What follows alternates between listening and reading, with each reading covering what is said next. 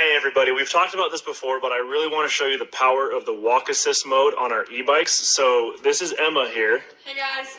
She's going to try and take this storm up the marketing department stairs here at our warehouse. So first, she's going to take the bike up it, or at least try to, without walk assist on. And we're going to show you the difference of turning walk assist on, and then she's going to try it after.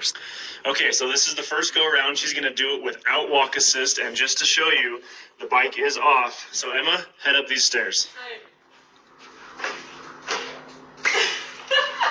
Come on, you got this. So imagine these stairs are like a really big hill with rocks and stuff that you can't ride up, but you have to get up. This is my workout this year.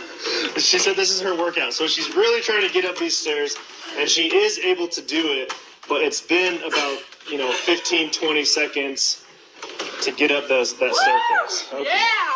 Okay, now we're going to turn the bike into walk assist mode, and if you don't know how to do that, the bike has to be on, and you just hold down the minus button, and it's going to give you a little bit of a push forward to help you get up hills, kind of like what these stairs are replicating. So Emma, go ahead and go up the stairs now with walk assist. Oh, this is so much nicer.